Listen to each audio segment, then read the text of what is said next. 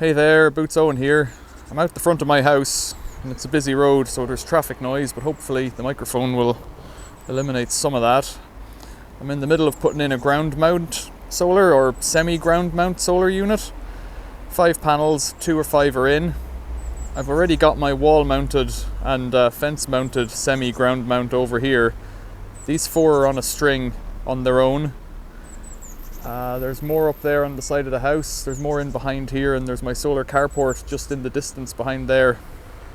These ones are all smashed, the ones that I'm putting at ground level, and the reason I'm using smashed ones is because they're a tenner each where I get them, and they all seem to work, and they work just fine. I don't believe they put out the same power as perfect ones, but they put out power, and power is all you want.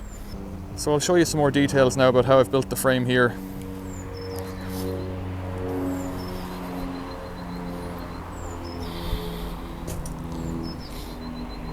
This is a piece of 4.5 by 3, really old timber from a neighbour's house, reclaimed.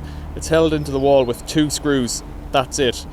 They're big long rag bolts that expanding bolts. That's it, 2 of them. There's not going to be much weight on this. There's as much weight as there is uplift really from wind if there was a windy day, but there isn't much wind where I am. To make some of them longer, or to make both of them longer, I've done a lap joint, so I've just taken out the bits I don't need with the saw. It's pretty straightforward really. The reason I've done it this way is because I'm able to avoid the nails. One side of the log has nails the whole way through and they don't seem to go halfway. These were floor joists, so there's floor nails coming in from one side. I've coated everything with whatever is the modern version of creosote. It's got no label on it because I found it in a skip. It might just be creosote because it really stinks like creosote. You can see a bit more detail of the lap joint here. There's 6 screws on top, 6 screws on the bottom, and the 2 screws over here go in at an angle. It seems to work, they're pretty strong. Over here I've got a peg nailed into the ground or hit into the ground. It's I think this is a 5 by 2 of treated timber. It's just what I had, so I pounded it in as far as I could get it to go with a sledgehammer and then sawed the top off.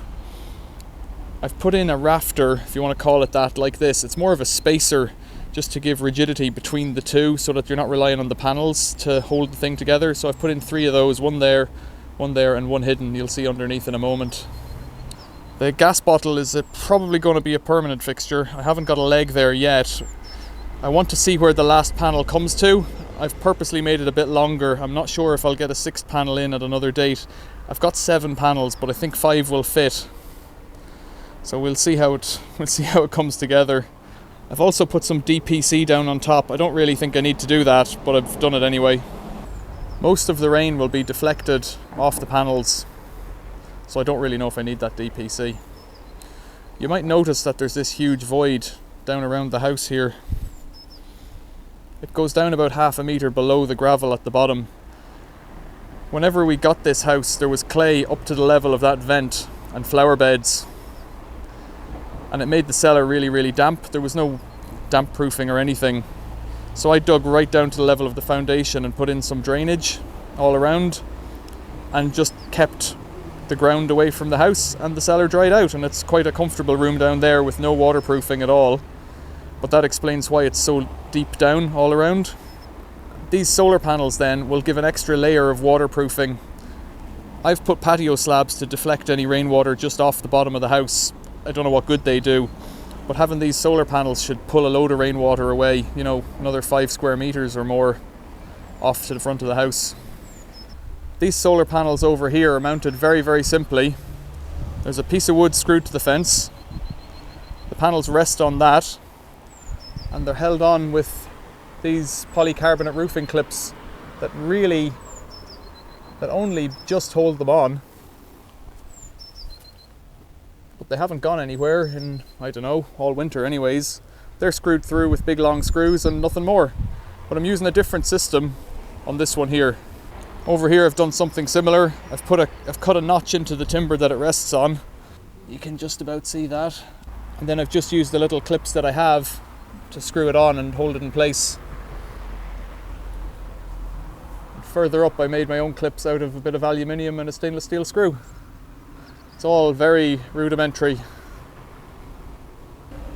So up on the back beam against the wall, I've made these locators just out of a piece of aluminium angle with a notch chopped out. The panel just hooks on here. Simple as that. The lip of the panel underneath just hooks on. There's nothing more to it. And this one will be spaced for the next panel in a minute. On the last panel I've just got a little piece of angle iron up in there that you can't see, and then I've used these little clips that I've made myself to hold the panel down rather than screwing it from above. Because I can get access in underneath it, I've just put these clips on and they seem to do the trick. The panels are butted fairly close to one another. There's a tiny gap, maybe 3mm, 4mm, and that's it. They're a pretty rigid fixing. They can't slide down because of the angle iron on top.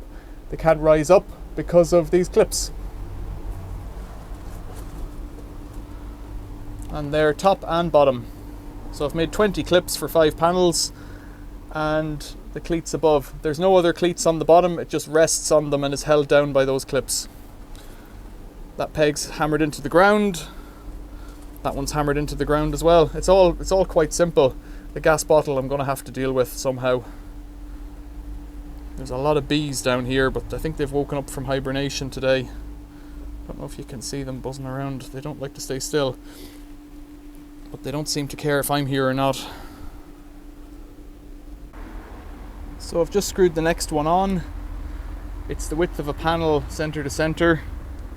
So the center here to the back of the last panel, and we'll have a look at offering it up.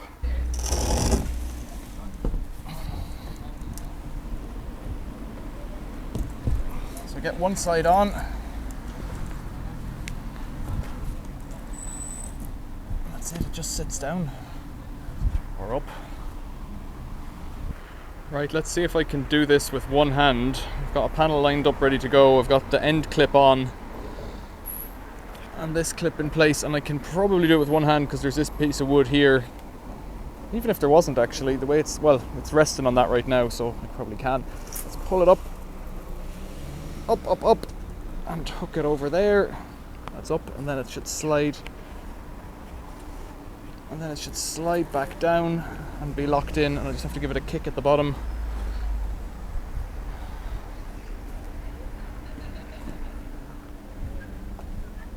And at the top. It's not going to get much better. We're out by a mil or two here and there, but from my reckoning that's pretty sharp. I like the look of that. They are all broken, and what I've tried to do is put the most broken bits up at the top, so that when the rain's running off them, it doesn't run into the broken bits. But of course, that's rather nonsense, really. But I've been using these broken ones for a while now, and they seem to work just fine. So I'll go in underneath and screw some of these cleats on.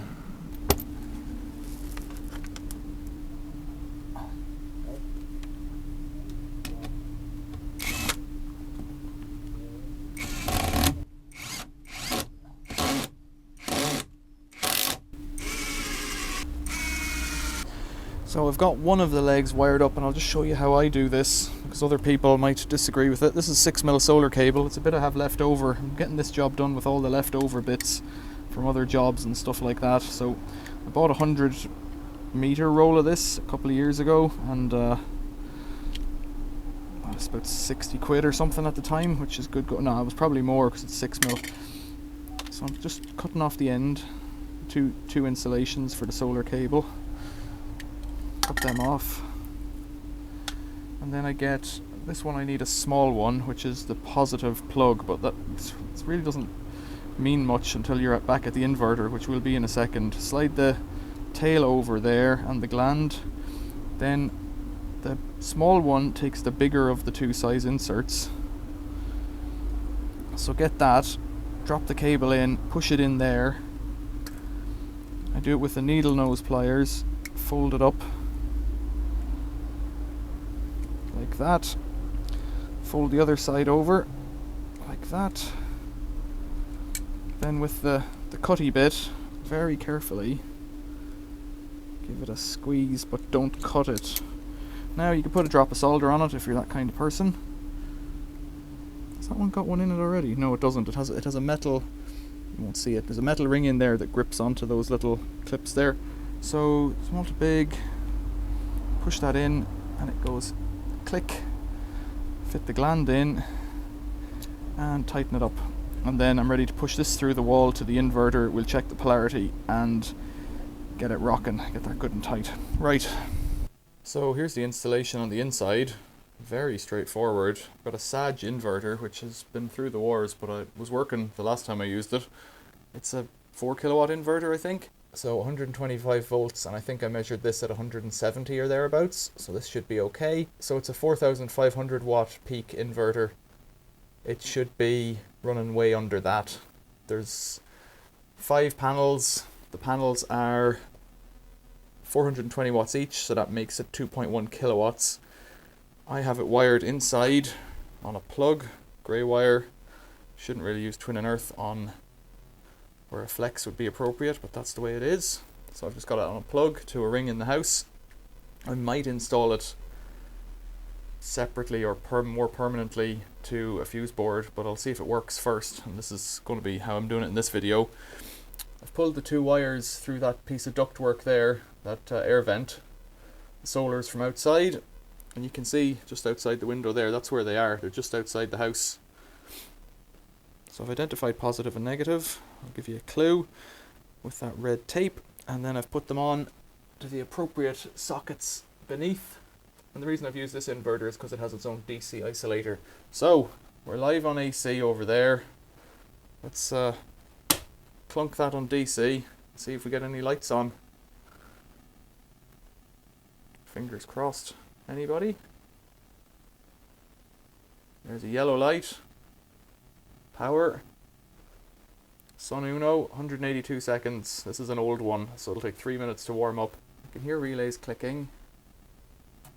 What we don't want to see is the fault light, we want to see the run light. It looks good.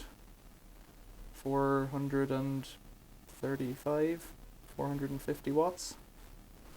What date is it? It's not far off actually on the date. I think it's bang on, you know. The battery must be good. 430 watts, which is not massive. That's about a fifth of the capacity. But it's behind a tree in the shade, and I don't know that it's particularly sunny. The sun's going down by the looks of that. So right now, the 5 here we're doing about 400 watts, 500 watts. The 4 here behind the tree are doing between 1 and 200 watts. They're almost vertical. These are at a better angle for the sun. The sun is kind of... The sun isn't bang on, the sun is kind of over there at the moment. So it's not bang on above, but it's about right. And so even though they're not running, you know, full whack, on a day it's actually quite overcast, thinking about it.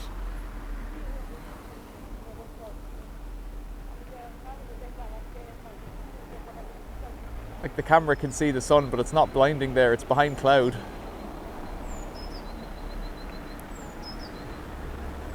So it'll be interesting to see what they put out in proper sunshine.